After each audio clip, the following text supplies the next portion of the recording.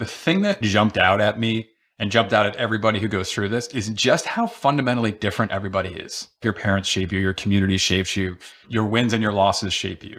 All of that gets dumped into a big pot that it becomes you, and you're very different than the next person and the next person. And so where I would want someone to start, if they really wanted to level up as a leader, is by having a really deep understanding of themselves. If you can develop that fidelity, the richness and color goes from like black and white TV to high def.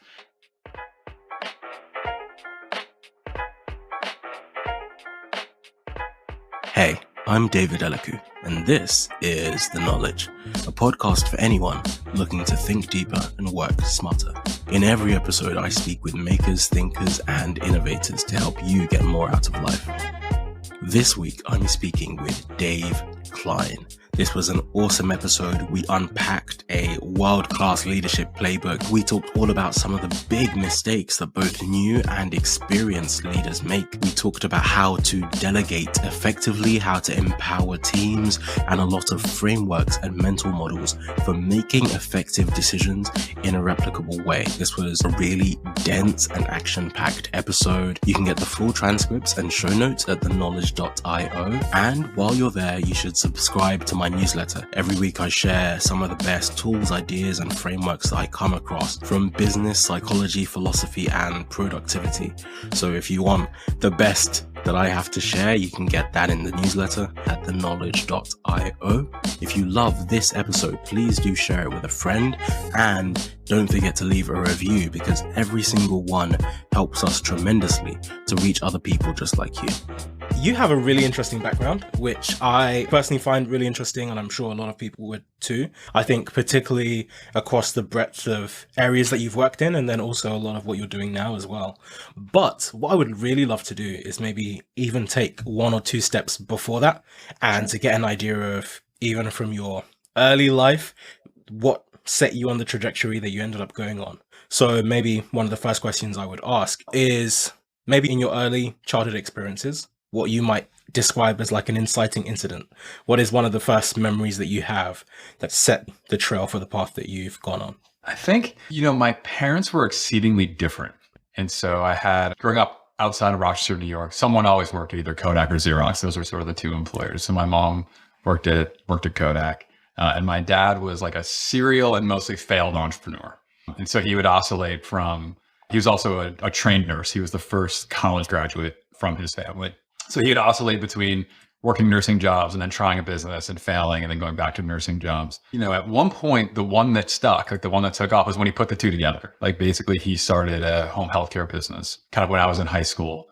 And it was, bringing nursing into homes. There's something he could sort of bootstrap, right? He could sort of pitch in, and early on, like he was the one going to the homes and providing the care, when nurses called in sick, et cetera. And then it got to a sufficient enough scale that he finally had a entrepreneurship venture that took off. And so I think that's probably, as I reflect on it, a lot of what's going into what I'm doing today, right? Like my wife and I bought a business that had some cash flow and gave us a foundation. And part of that was in reaction to seeing all the failed attempts he had taken, where I saw the impact it had on our family. And, one of the commitments my wife and I made to each other is like, we didn't want money to become a source of anxiety.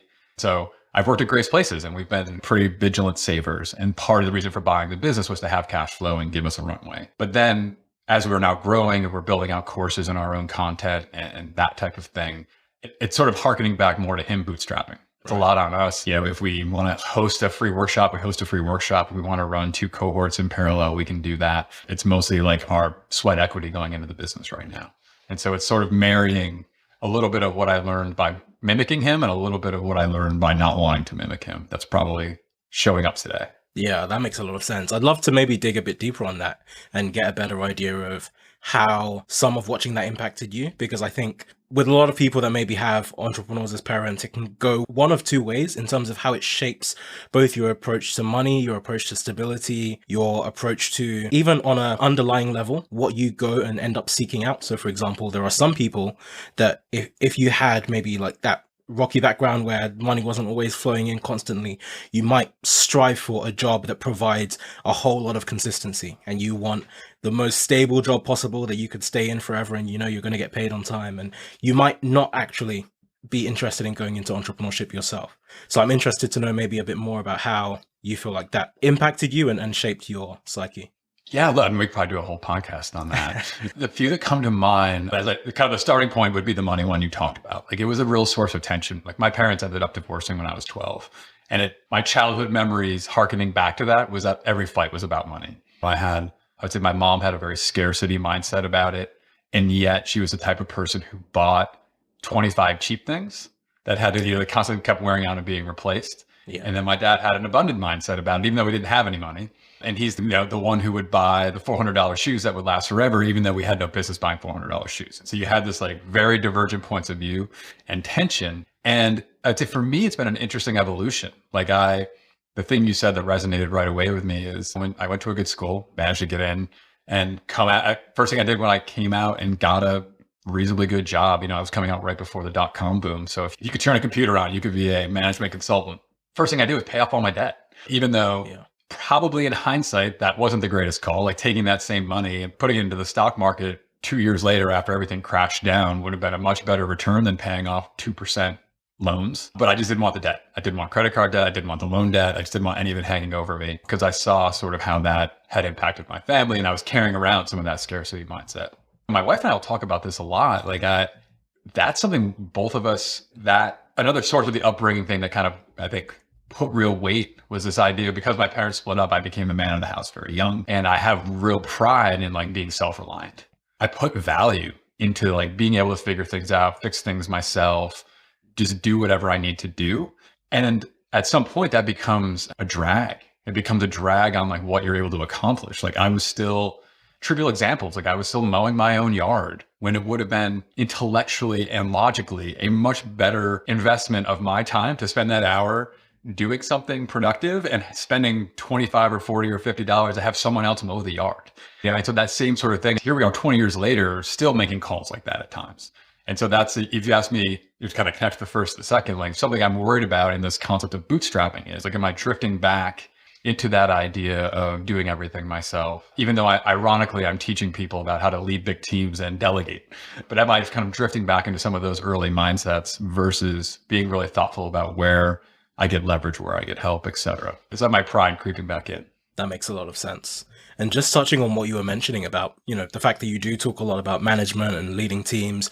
One question I was really interested to ask, particularly because you have this side of your background, which is very corporate. And I also used to work in corporate law as an example.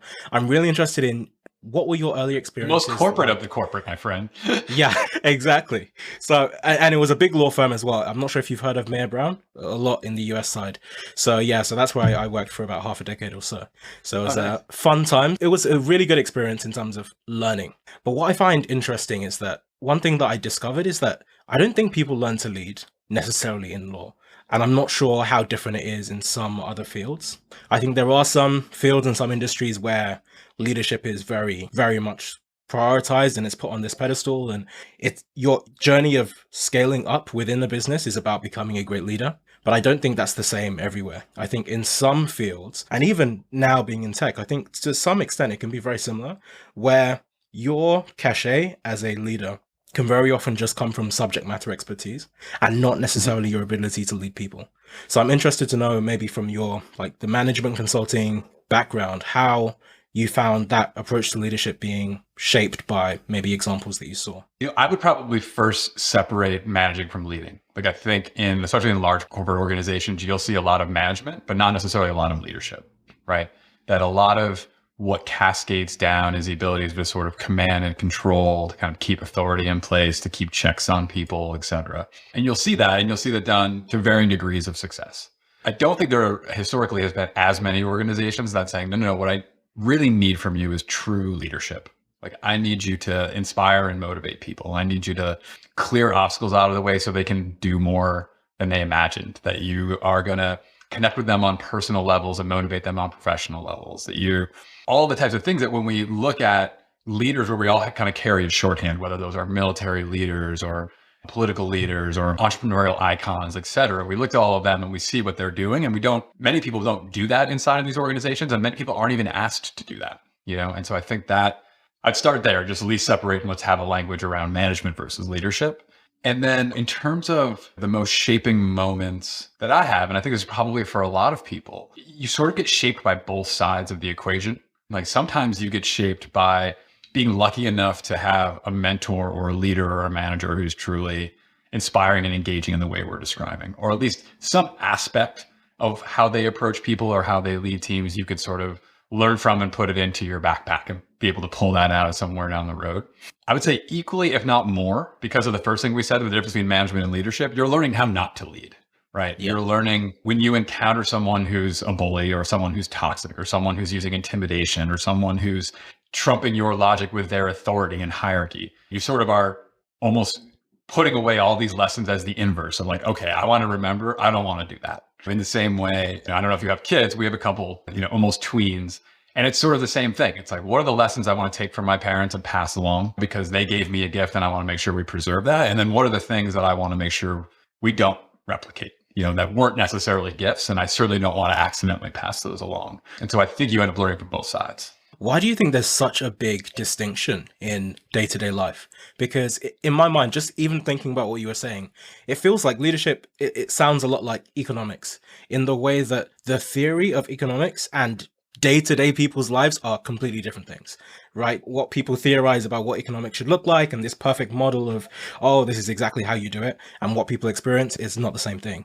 And very much similarly with leadership, I genuinely feel like a lot of what you read in leadership books or what you hear people say about leadership and how it should be, and maybe it sounds great, but for some reason, when it translates into actual businesses that people experience in their day-to-day lives, most people's managers are not like that. They're not being taught to lead or learning to lead, and you don't necessarily get that experience of leadership. So what do you think is the missing link there that doesn't seem to translate from theory to practice? I have a lot of theories on the gap here in no particular order. So one of them would be, we don't train people. Like we don't actually, one of the things I was shocked in creating this course. And again, the quick backstory is like, it sort of has serendipitously showed up. Like I didn't leave Bridgewater and say, I'm going to go start training leaders and managers of companies we've all heard of. We bought a business, we got cash flow, and serendipity intervened a bit.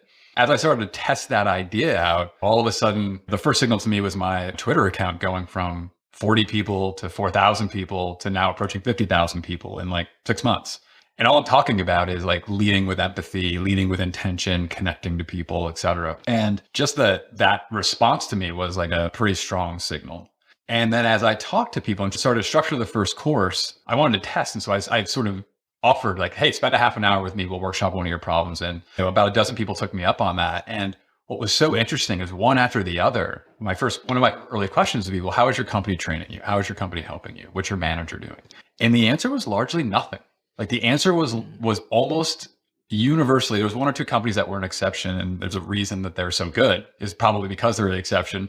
But for the other 10, it was, I had an hour of compliance training so that I wouldn't say anything dumb or get a suit. And then they told me to go figure it out. And so there's one, which is like, they're not providing the training. I think one of the reasons that goes into that is for a lot of the current leaders, they didn't get training. And they believe they figured it out. And so they're like, great, you'll just figure it out. That's how leaders get good, right? They just go in there, they make a few mistakes. We'll bail them out. They'll figure it out, and I call that like leadership training through hazing. And like, we're trying to discourage everybody to stop hazing at this point. And so just because that's how it happened to you doesn't mean that's the best we can do for the people who you're now leading, right? Yeah. In the same way we were just talking about with parents, or, what are those things you want to pass along and what are the ones you don't? Like, you can actually help people like learn these tactics and get a running start, which sort of ties in then a third thing, which is the failure rate on leaders at the executive level, right? At the board and CEO level. There's 4 different studies I found at this point. Put it around 60% within 18 months get fired. CEOs and board members. These are the most well-vetted, well-funded, well-supported leaders in corporate America. And they're worse than a coin flip. So if those people are failing out after they've done it for 20 years, after they've been vetted by everyone under the sun, after they all have professional coaches and world-class teams, if they're failing out of their gigs, imagine the brand new person who was a developer last week and now all of a sudden is in charge of leading a team of 12 developers who were probably 6 to 12 months behind them in the journey, having never done any of that before. And you're like, and the best strategy we have is to hope they figure it out. Damn, we can do better. Yeah, it's so interesting. What you were saying also made me think about just how often leaders and businesses end up building cultures by accident. And I think it's culture like throughout the entire business, but then also the culture of leadership. And I remember the example that came to mind immediately was when I was in corporate law within the corporate team at my firm. And there was someone, a senior associate that was leaving the team. I think he was on the verge of being a partner. He was going to another firm to become a partner. And we were having his leaving drinks and people were sharing stories about, you know, all the great times they shared with him. And then his manager, who's the leader of the group, was then coming to share her own story. And her story was nothing about the person. And it was just about this time that they worked for 60 hours straight in the office. And she was telling it as though this was like a great story. And you could see the pain in his face. You could see this was him reliving probably one of the worst weeks. Yeah, exactly. But for her, this was this great story about how we worked so hard and we got the deal done. And eventually you got to sleep and things like that. And it's so interesting how even innocuously, I'm sure that's not the culture that she might have been intending to build. And that is not on the surface what you might want to characterize your culture as. But I think even in what you value and what you don't value, particularly if you are someone in leadership, that just shapes everyone else's approach to how they see the team, how they see the business, and how they see their ability to flourish there. Well, it's so interesting because someone commented this on the last cohort. Like inside of each of my modules, at some point I will say, if you take away only one thing, let it be this. And that's usually what I think is like the best lesson. And you just hit on like, if I could summarize all of that and say like, you could only take one thing away from all of this, it's that moving from intuition to intention, right? Like once you bring intention to what you're doing, it just creates so much more structure and foundation for you to work from, right? Because in order to go from an intuition to intention, you had to articulate it. You had to put it into words. You had to decide what promises you're going to make and which ones are you going to walk away from. Like what are the cultural tenets you're going to hold and which are you going to bend on?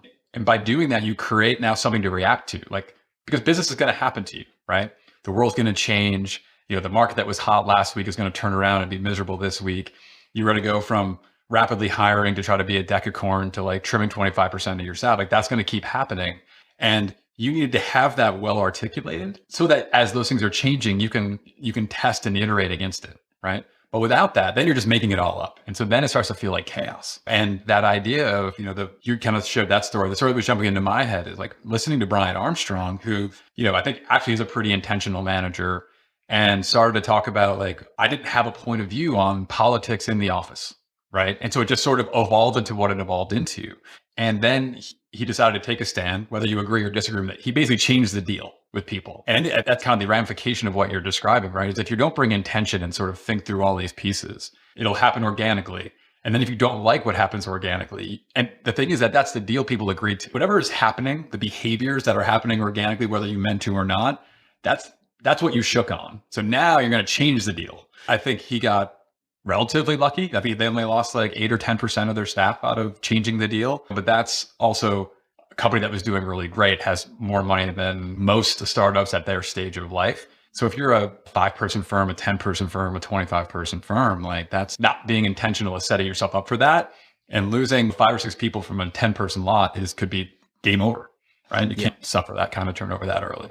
So what you were saying about Brian Armstrong makes me think about values and their importance. And again, funnily enough, similar to what you were saying, I think my perspective on that situation has probably actually evolved over time. I think my initial reaction was particularly the timing of it. I wasn't the biggest fan of it, but I think my position has evolved in that I can now start to see why that decision was made and why it might be useful. Because sometimes the issue is, and I think this is true with almost everything, particularly within politics, but with so many other things, when something happens, everyone loves precedent, but you love the precedent that works for you, right?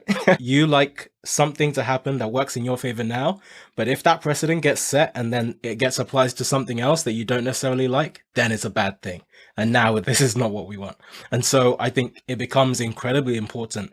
It's almost better to put your foot down and draw a line in the sand and say, okay, we're going to be on this side or on this side, so that people don't have to suffer with the ambiguity, which I feel like can often be so much worse.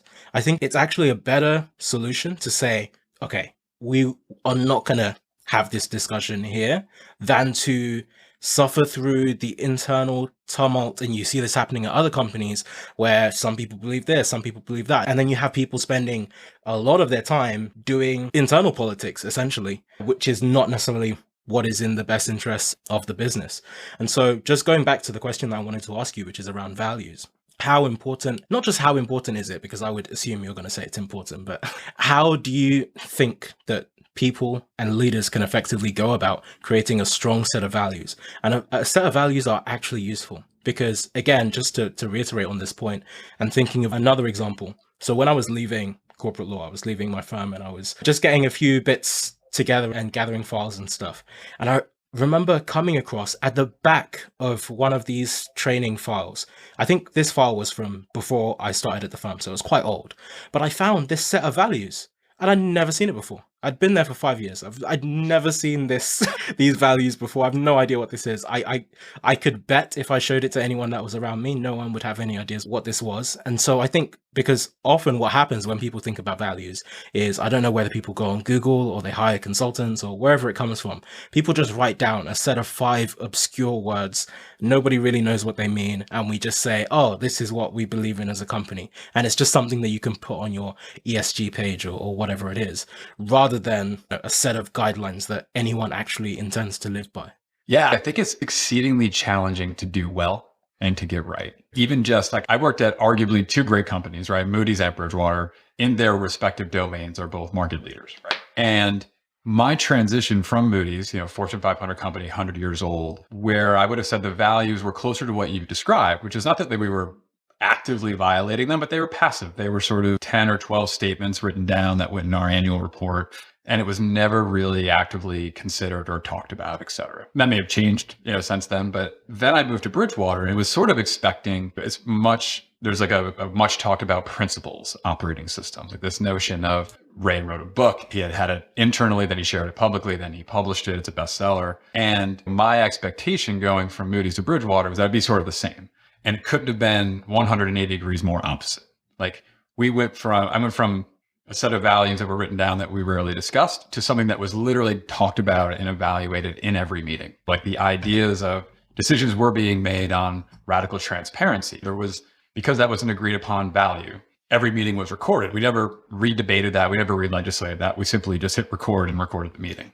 And it had cascading effects through the organization. We believed in this idea of meritocracy, right? And so with that idea of meritocracy, the idea of the best ideas win. Right? That's either going to be a combination of data and logic or experience or some combination thereof. And so that again was sort of a value that would not just be lived, but would come up and be discussed and debated in many meetings on a regular basis.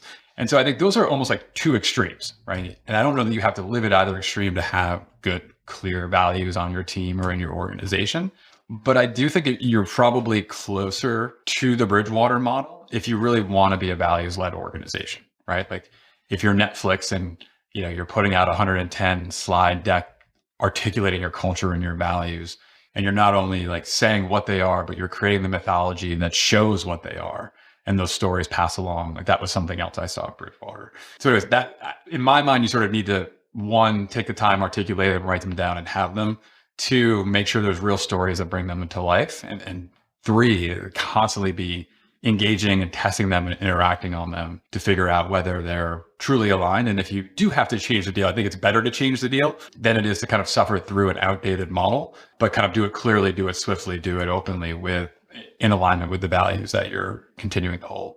One story I could share is I think people sometimes skip this part is I think it's perfectly reasonable as a team leader or a manager within a larger organization for your team to have compatible but distinct values from the organization. I ran a team at Bridgewater. It wasn't super huge, but it was a new function that was trying to help create more oversight in the company as part of Ray's transition. And we actually ran an exercise with that team, all of whom were veterans at the organization and had kind of been brought together to provide this oversight and build this new function. But we basically said, look, we all sort of know the overarching values of the org. They're very distinct, et cetera. But like this team has its own mission, right? This team has its own identity. And so what do we think is going to be our compatible but distinct articulation of our values, right? And so I remember we had it was both an experienced team at Bridgewater, but still skewed relatively inexperienced in the world. So we had a bunch of like, more junior analysts and things on the team. And so we would articulate things like, you're going to fail fast, but you're going to bounce high. It was a hard, high pressure group. Like this group was working with the emerging board. So to be 23, 24, second job of your career and all of a sudden facing off with board members from large public corporations, you're like, this is kind of crazy. And so it's just like, we had to create a safe space. And that's just like one specific value that we then articulated to kind of carry that around. And when people would drift off of those values, sort of say like, yeah, you failed fast, but are you bouncing high right now? Like, is that what we're doing? Or if someone wasn't supporting a member of their team in a particular way, we could use it the same way. And so, I think that idea of, kind of co-setting them and co-authoring them, but again, then truly living them and using them as part of the language to call out when people are either deeply aligned to them or when people are deviating from them is the way that you go from them being the piece of paper to living. And where are you getting this vision of enacting leadership in this way and some of the verbiage that comes around that? Was that from examples that you saw specifically at Bridgewater? Or, were you reading other books? Was there other places that you were able to get a strong sense of what good leadership looks like? It's a good question. I do read a lot of nonfiction, generally skewing leadership books and articles and follow people. And then I've been fortunate enough to have that mix of good and bad leaders that I've worked for and been able to sort of cherry pick and accumulate things over 20 years. And then a lot of it, honestly, though, is like experimentation. I wouldn't say that I knew the answer then was, oh, the team's coming together for the first time. It's worth us articulating our values in this way. It was more in response to a problem. Like there was a problem of, 20 people who all had a different point of view of how things should go in crafting this new organization. That I had learned a tactic through time, which is when people get a little bit too, for lack of a better word, whiny about a situation, you make it their problem, right? And so part of the reason I wanted to have them co-author it is I didn't want to just arbitrarily set values that no one else believed in. And so instead, I just gave them the pen and said, like, let's collaborate and put this together. But then the other side of that is we're gonna live by it. We're gonna adhere to it. We're gonna make our day-to-day line up and aspire to meet this aspiration. So I couldn't point back and say like I learned that tactic in this book. It was more at times taking things and kind of connecting them to the situation and dealing with whatever problem I had. Sure. So you run this course now on management and being a great manager, and I think you mentioned that you've probably hired over 100 managers or so in your time at Bridgewater and maybe beyond.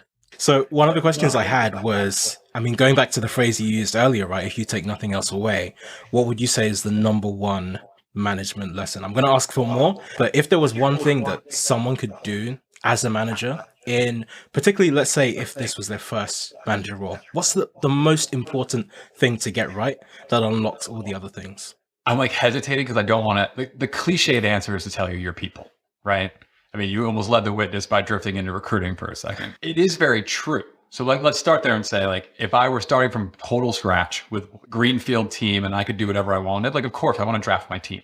The reality is that happens like 1% of the time. The other 99% of the time, you are getting a new job that is going to run a team that already exists. You're inheriting a second team to fold into your first team. Like in almost no case do you get this ability to like wave a wand and hire all the perfect people. So it's like a good idea to hold in your head and iterate as jobs open up or new roles are created, that yes, you should really invest in recruiting the absolute best people you can put around you. But very few people actually have the ability to do that from day one. And so saying it's cute on Twitter, but it's sort of also theoretical for most circumstances. The thing that what I start with in the course, and so if you said like, what is the one thing you could do that it will cascade through?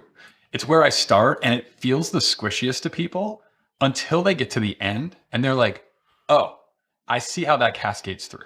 And that is to actually invest a lot of time in becoming self-aware. So let me click into that because it sounds like, sure. At Bridgewater, I started in consulting, right? In consulting, it's almost like you went and hired people from the same schools who looked the same, acted the same, did the same. You went trained with the same training complex because the thing you were optimizing for is when that analyst quits to go to work in the bank, the next analyst shows up and no one even notices, right? So that's how I started my career, was consulting in that way. And I was like, oh, this must be how it works. Like we all just sort of get homogenized into replaceable widgets. And I lived it when I quit and they were like, yep, great. See ya. Company will not end. In fact, your replacement will be here Monday. Just make sure that you leave the folder on the desk. So then I go to Bridgewater, which is the polar opposite, right? I probably took every psychometric test ever invented. MBTI, WPI, the Golden, you name them, we took them. There was one where we had to hit buttons as fast as we could. I have no idea what that test said. We didn't keep that one, but it was crazy. And irrespective of what the test said, the thing that like jumped out at me and jumped out at everybody who goes through this is just how fundamentally different everybody is. Whether that's like the mindset you bring to problems, whether that's experiences you've had in your life, as we were talking about earlier, right? Like your parents shape you, your community shapes you, your wins and your losses shape you. Whether it's like your values, like what do you prioritize? And even the skills, right? Like you're going to be a manager and maybe you were an excellent analyst, but you don't know how to delegate. All of that like gets dumped into a big pot that it becomes you, and you're very different than the next person and the next person. And so where I would want someone to start, if they really wanted to like level up as a leader, is by having a really deep understanding of themselves. And I advocate that for two reasons. One is that awareness then allows you to call your number when you should and not call it when you shouldn't. Right. So too many people, like new leaders will go in and say like, they'll micromanage because they're like, I'm best at everything. You're definitely not best at everything. You're probably not best at even half. And so that awareness allows you to know when you're the right person to call and when you should rely on others. The second is if you can develop that fidelity with all of like the psychological biases you have on yourself, then using that same apparatus to like stare at other people in high fidelity, the richness and color goes from like black and white TV to like high def. All of a sudden you can see that like, yes, you and I have the same name, but David, you're very different than I am. How you'll approach a problem or how you might think or how we might interact. And as a leader, I can then think about like, what are all the optimal ways to get the most out of your strengths and neutralize where you might be weak. That could be with another person. That could be with automation. That could be with coaching. There's like all kinds of levers I have to pull. But if with that level of fidelity, now I can get a team that's like further spread out, covering more ground. Everyone's leaning into their strengths. Everyone's kind of offsetting each other. And all of that started back at, I had a really high picture and description and understanding of myself. So that's where I would start. And yeah, people think it's super squishy, but you sort of go through like, okay, you want to delegate work? Everyone wants to delegate. That's like the favorite. Like they can't wait to show up to class to learn how to get rid of work. And guess where it starts? It starts at looking at the situation and then thinking about like, what's that person like? Is this going to go well? Do I need to train them, give them resources? Is this person I need to like give a lot of space or I need to be close to? Like it's that high picture of that, right? And so that's why you sort of go through all the pieces and you end up back at like, oh yeah, having a really high picture of what I look like, high fidelity and vivid will let me lead much better. Yeah. What do you think? Are you convinced? I am. No, you're convincing me. I think it makes a lot of sense. One of the things that I talk about is not being lukewarm. That is the worst possible thing that you could be. And even going to what you were saying about being a management consultant, in some ways it's much better. I think you have to go towards one of the two poles. Either you become the perfect cookie cutter. Not that that's what you want to be for the rest of your life, but if you're looking to get into a role or looking to get into some place, on one pole is where you look to emulate what you already see. And you want to look like you're going to fit in. You want to look like you're going to blend right in. You're going to fit in with everyone else that you see, whether it's culturally, whether it's how you talk, how you walk, whatever it is that you do, you want to fit right in. On the other end of the scale, you want to be completely different. And I think both of those work. Being completely different, coming in and you're a fresh face and you have unique views, you have a unique perspective, you have a different way of thinking of things, a different view, a different lens of the world, I think is equally important. And good leaders, I think, would look for that equally. But I think the place that you don't want to end is in the valley in between, where you're very ambiguous. And this applies to everything we were saying, like whether it's leadership or values, you don't want to be mistakable, where there's a lack of clarity about exactly what the quantity is there. And so I think that reminded me of what you were saying in terms of having this high fidelity where you want to be able to like narrow down your vision and have a much stronger, by understanding yourself, you'll have a much stronger understanding of how to quantify the people in your team as well. It resonates a lot. And the thing that I'm sure you see this as well, the usual hesitation I get from people when we get into this place is almost by defining what they might be strong at or where their mindsets might show up or what they might be weak at. They feel like they are, in like creator or entrepreneur terms, they're niching down. They're sort of like, oh, I'm going from being like, I could be anything. And therefore my market's totally open and down to like, now I'm a specific, I'm like a detail oriented analyst with a background in a low income upbringing. Therefore I have scarcity, like all these things. And what people are surprised to learn is actually that clarity ups the probability of alignment so much higher. Then instead of being open to a market that was, like to your point, was never going to be interested, like no one wants to buy the mediocre thing. Now you have a market that's smaller, but so aligned that you can perform better. People are going to resonate more with your leadership. That same idea of like knowing whether you're either the person that you just described at either pole, will then let you go pick the right company. Like imagine the one who wanted to be the like cookie cutter showing up at Bridgewater, like, wow, that would have lasted a week. And neither bad or good. It's just, but it all starts with sort of knowing where you start. Exactly. One of the other things I wanted to double click on that you brought up was the idea of delegating. And I think that is one of those keywords that always comes up when people talk about leadership. But I think there is so much nuance to it that I think often goes unexplored. And this is even something I've learned myself. I think you learn it in working, particularly in the corporate world or even in tech.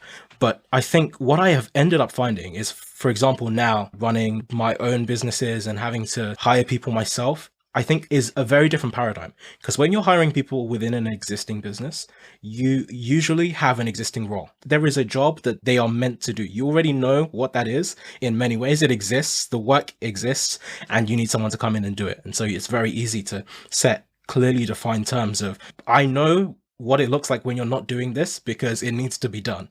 Whereas I think very often, sometimes in reality, people are having to create roles ab initio, and you're creating something from nothing, and you have to figure out, okay, what does good look like? What does this look like? And also, if you are the person that has previously taken complete ownership over something, what does it look like if I start letting go of things? And maybe there's some different models of what that looks like, and maybe that's something you can expand on. But I think that sometimes there's two ways that I see people being pulled quite often, is that, do you want to delegate the things that you already know that you're good at to someone else who can do those things because you know what that looks like and you can provide some oversight there? Or maybe do you want to delegate the things that you are not good at and you want someone else that can be their own kind of expert and that allows you to focus on the things that you're better at? I think I hear people sharing different perspectives on that, and I'd love to hear what you think. My tongue-in-cheek answer is going to be like, yes to everything you said. But jokes aside, I think I'll answer. Let me go a little bit of a roundabout way. When we'll talk about this, and I'll say like, this is the one slide. It's the slide that I would talk about as the aligned how. So usually when people think about delegating, they think about what, right? To your point, there's like a very selfish, like I've got too much and I want to get rid of some.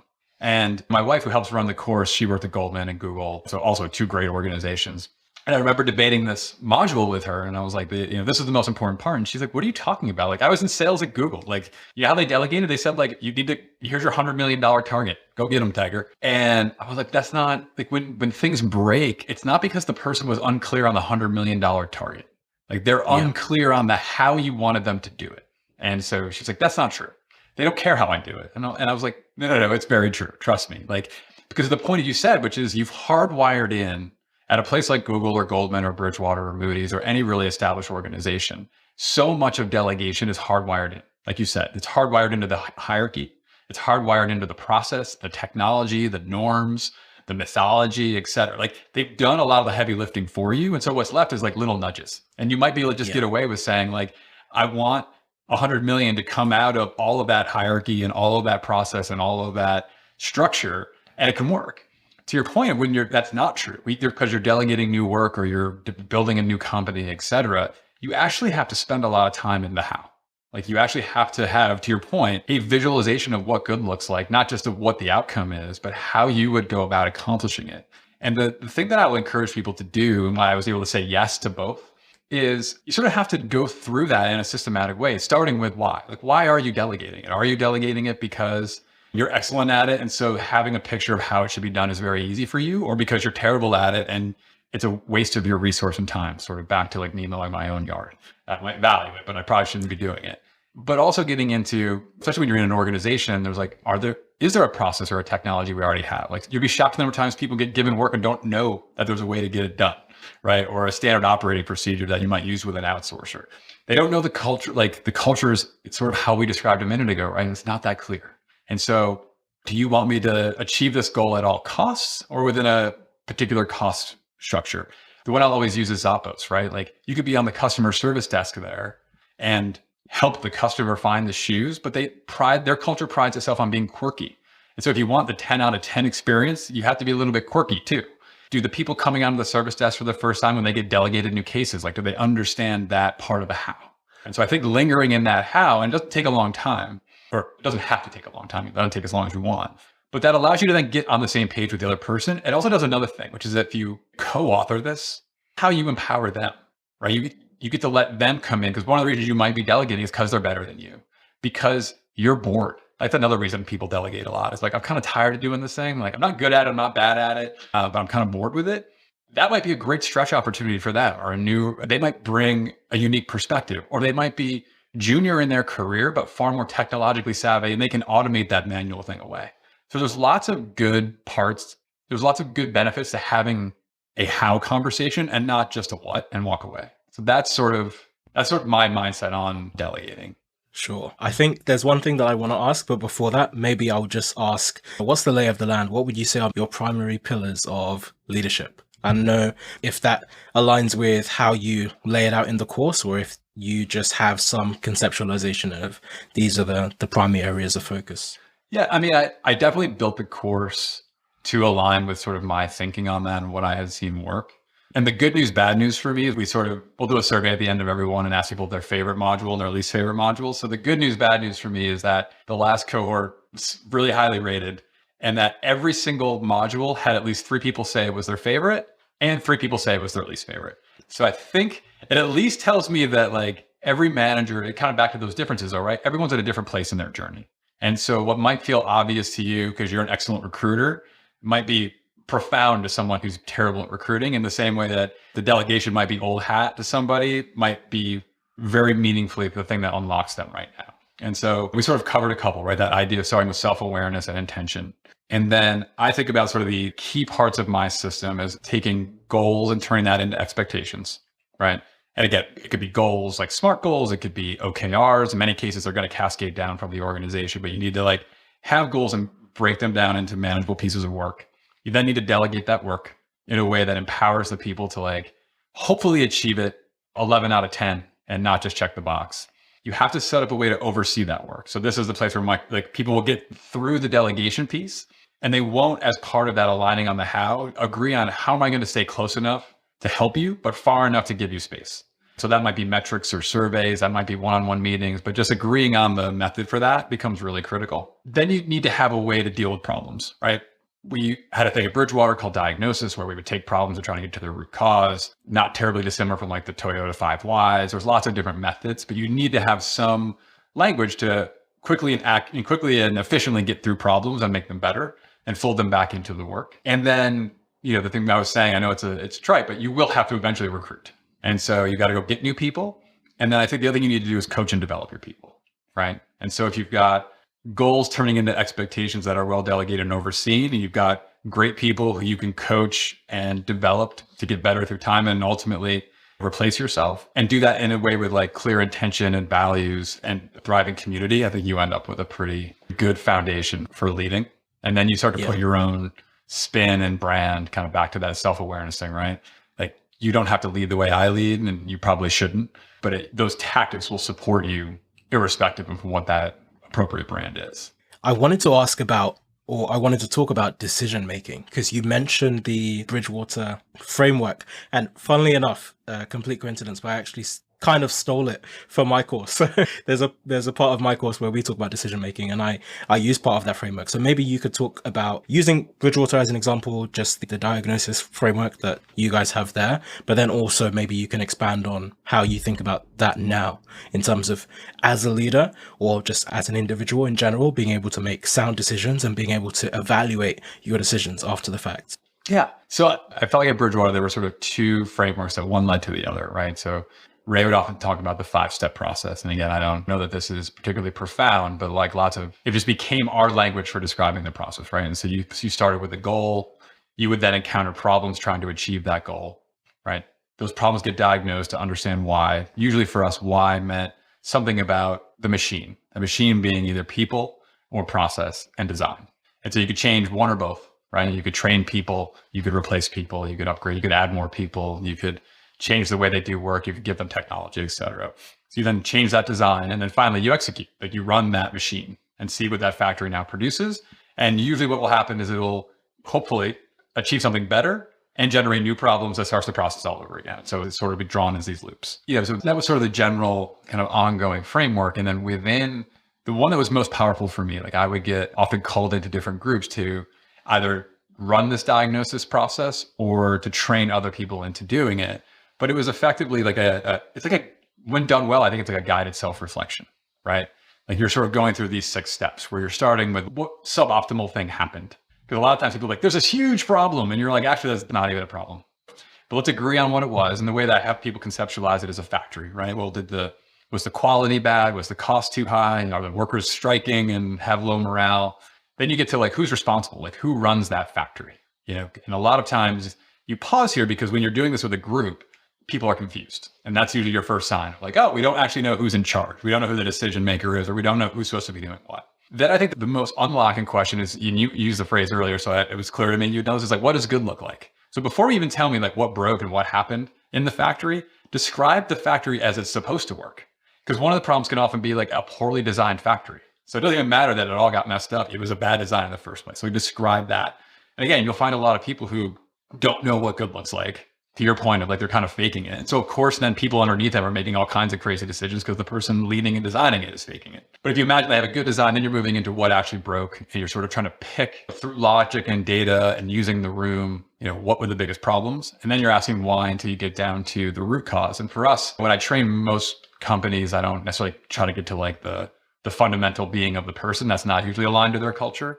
So you can get down to the root cause and that you want to fix. For us, it was to get to what do people like add to that picture of the person. Is that Dave not being detail oriented again or something different? And that's where you could start to develop the patterns and know what people were like and how, again, you could use them on the field to optimal outcomes. And then step 6 would just then be going to execute all those changes, whether it's move people around, change the process, update the technology, et cetera. One thing you mentioned, which I think is super key, was the idea that, and again, I'm so glad that we get to unpack this through conversation, but the idea that sometimes we judge something as broken based on the result. And so sometimes when you're saying, okay, this didn't work, what you're describing is that the result is broken. That doesn't mean that the process is broken. And that plays out 2 ways. One is that sometimes the reason that the result is broken is because you are getting the perfect result of the process that you've designed. You've designed this process in such a bad way, unintentionally, that you are always going to get this negative outcome. And this is not the outcome that you want, but it's a natural consequence of the way that you're running things. And that could be going back to what we said about culture. It could be values. It could be the way that you lead. It could be the way that you structure your team. It could be the way that you're delegating. As a result of how you have built this machine, you are going to end up with this type of negative result. But the other way is that sometimes I think people fall for something. I don't know if you've come across Annie Duke, who wrote this great book. Poker player, right? Yes, yeah, exactly. She's a well-known poker player, but she talks about this idea of resulting, where sometimes we use the result to judge our decision-making.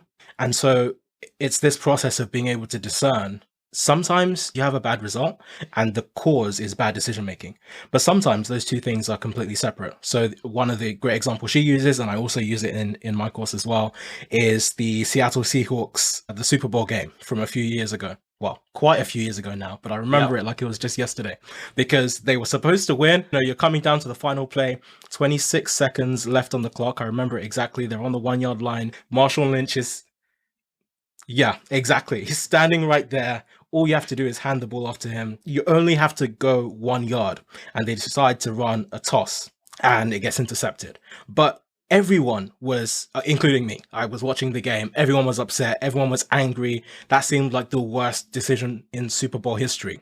But if you take a step back from the result of the decision and you look statistically, that was actually a very high value decision.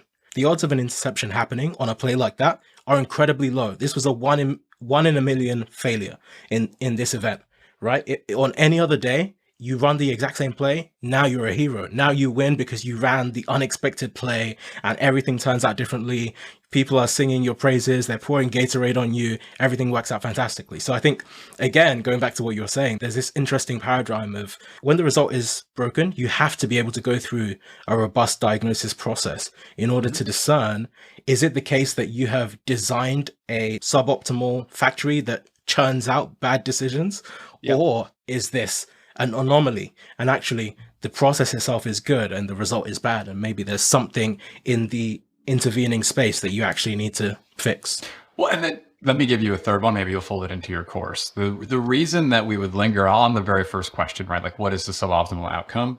Is the third possibility is that people disagree on what the outcome should be. So like a stark example we would use when I'm training people would be a light bulb factory. So you can imagine if someone's like, oh my gosh, like 1% of all the light bulbs break, the factory's a disaster, everyone should be fired. I can't believe we're doing this. And in reality, if you built a light bulb factory to have 0 defects, you then have to sell your light bulbs for like $100 a light bulb instead of $5. And so you you've designed the factory for the breakage so that you could build something cost efficient. And by starting up here, you draw out that actually the thing that people think is a disaster is a disagreement on what a good light bulb factory should even do. And so you can sort of then realize you don't have all these other, like you said, cascading disasters through the factory. You just have a disagreement on that. And oftentimes just resolving it there, you're like, great, a half an hour conversation just turned into a 3-minute one. Or that person's making a great point, and now we're back to changing the goal, right? The goal isn't 1% breakage, it is 0% breakage. The world has moved away from us. It's halogen now, and it's like super dangerous in some way to have them breaking or something, to slaughter the analogy. But that idea of, great, now we're revisiting that. Now we can almost do like a pre-diagnosis to say like, well, what do we think is going to break? We're going to change the goal forward looking instead of doing it backwards looking, as you kind of use the same framework. Sure. Yeah, that makes a lot of sense. That's a great addition, I think. And it's really important to think about as well. This whole area of decision making, I love, and I find it really interesting. You can go into cognitive biases, you can go in a lot of different directions. But I think ultimately, this is one of actually, at least in my mind, one of the most crucial points. Because going back to what we said before, there's a theory and then there's a practice. And very often as a leader or as someone within an organization that has responsibility, it's the ability to make the right decision at the right time that makes the difference. Because it's all well and good that you know the leadership handbook and you know what you're supposed to do and you know that you should delegate in this way and you know the exact way that you're supposed to give feedback to someone. But in reality, I was thinking about this earlier because I had an incident with someone that reports to me that works full-time for me, and they made a mistake and I kind of just snapped at them. And I know that that's not constructive feedback. It's not like, this is not how I would normally give this type of feedback. Is this feedback that I'm giving really what is going to help them the most? And if I had all the time in the world to sit down and think about it, I probably would have taken a very different approach and been very consultative, and we could have done a whole different process. But in the moment, you act in one particular way. And so I think the key is, one, thinking in advance about how you want to act, and then also having the ability to take a step back afterwards and diagnose what you've just done and what you've just said, and reprocessing it and thinking about how you can change that and how you can make it better or do it differently next time. So what did you come up with when you diagnosed that? I think I need to go back. No. We should have another, funnily enough, very much in line with what you were just saying. And I love the idea of, even what you were saying earlier was making me think about the idea of like co-writing values and co-writing expectations and being able to set those things together.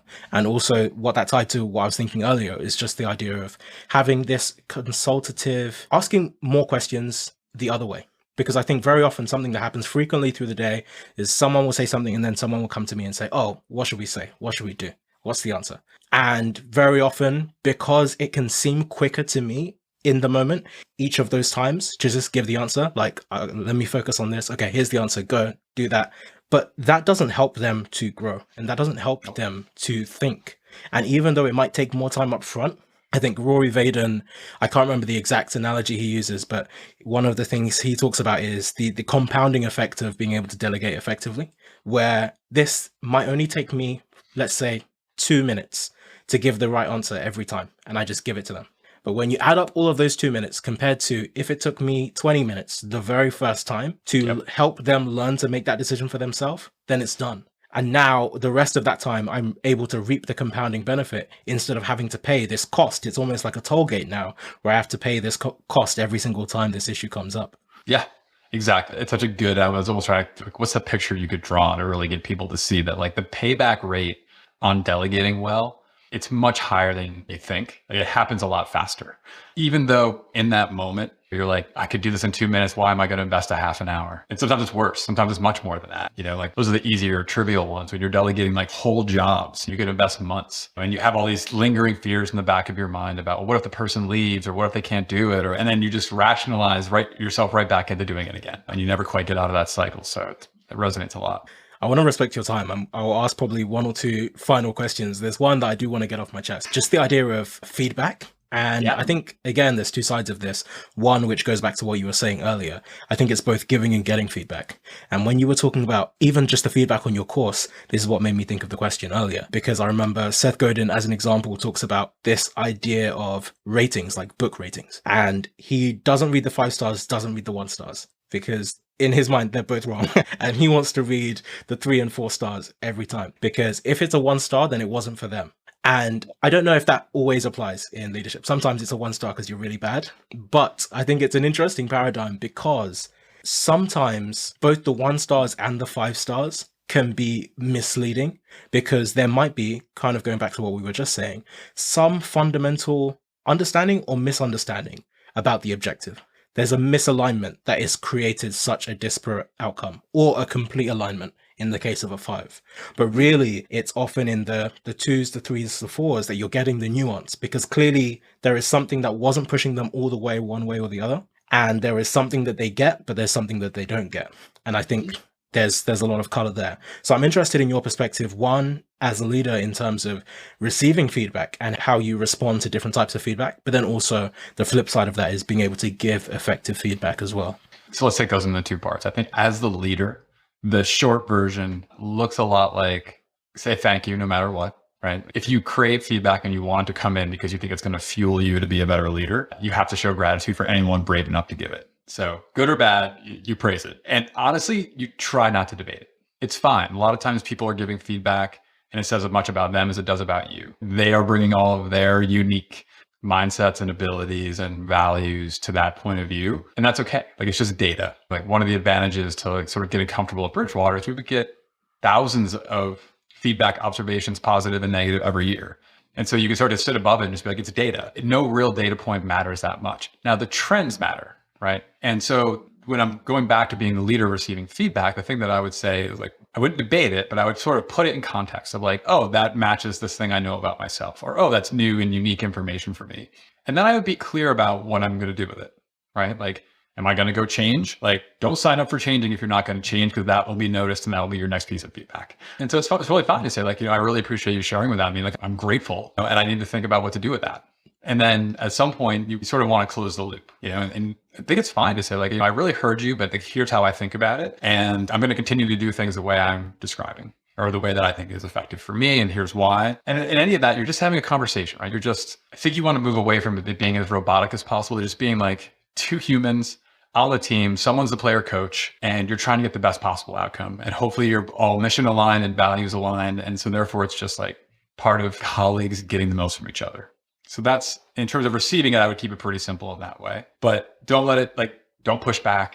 Like, don't try to say they're wrong. Don't try to like rationalize all of it. And then don't overpromise. In the same way that they wouldn't want to be expected to change every time someone said something, like, they shouldn't expect that of you either. Yeah. And then usually when I'm coaching people on giving feedback, you're pulling out kind of the 1 through 5s. It's actually honestly what I hadn't thought a lot about, of like, do you spend more time? Because even if you're picking, I would think usually if you're going to identify something that was like meh, like a 3, right? Oh, you did this work and it was fine, not great.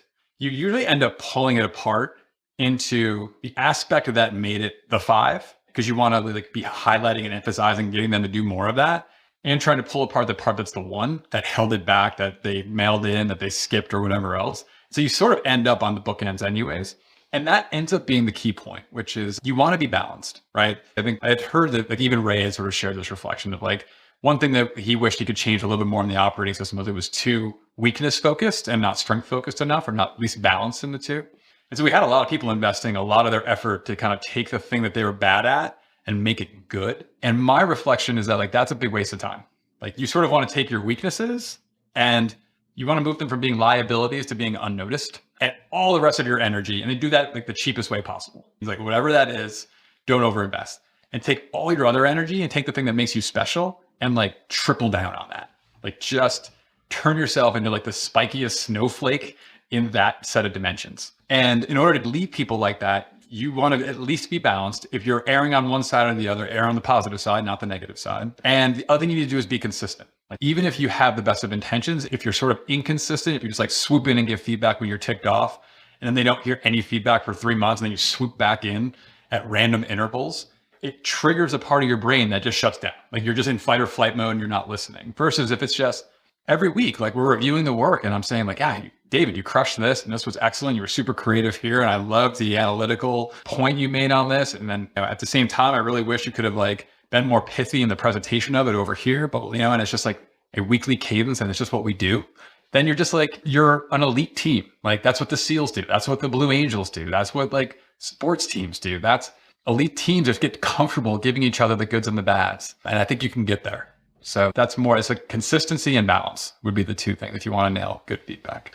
I love that. I think you shared so many nuggets there. But one I'm definitely taking away is that very last one. And I genuinely mean I'm taking it away. I'm going to start implementing that with my team, even the team that works for me on some of my general stuff. I was even thinking about sometimes I can be that hawk that just swoops in occasionally, because I think the issue is I want to default to trust, and I want to just be able to say, here, this is the thing, do it.